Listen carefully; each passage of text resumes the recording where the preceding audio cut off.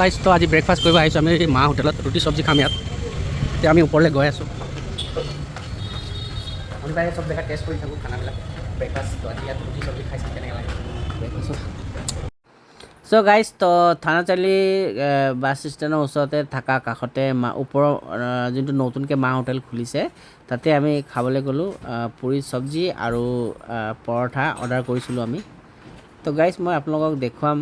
তো পুৰি চব্জি আৰু পৰঠাটো তো আপোনালোকে চাব তো এইটো চাওক ইয়াৰ পৰা পুৰি কেনেকৈ লাগিছে কওকচোন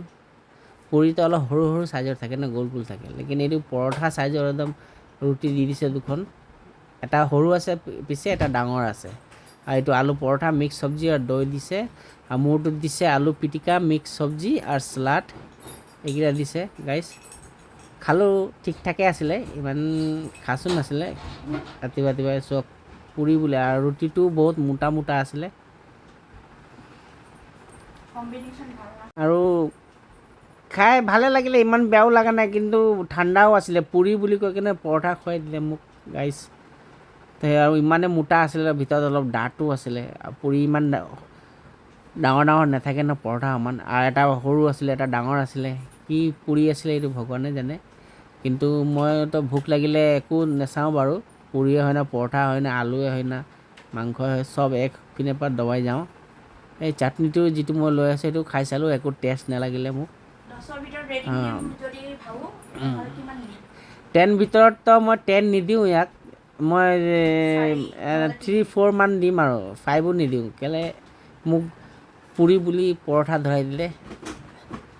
তো গাইজ তো ভোকো লাগি আছিলে আজি শনিবাৰো পূজা চূজা কৰি আহিলোঁ ব্ৰেকফাষ্ট খাওঁ বুলি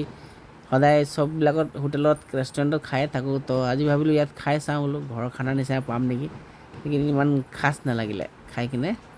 ঠিক ঠাক আৰু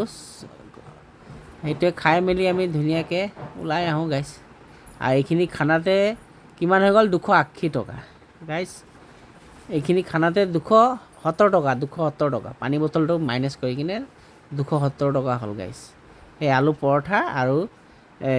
পুৰি চব্জিটোতে 270 টকা হৈ গ'ল আৰু চাহটো বনাই দিছিলে গাখীৰ চাহ আছিলে 2 কাপ চাহটো ঠিক ঠাকে আছিলে ইমান বেয়াও নাই পিছে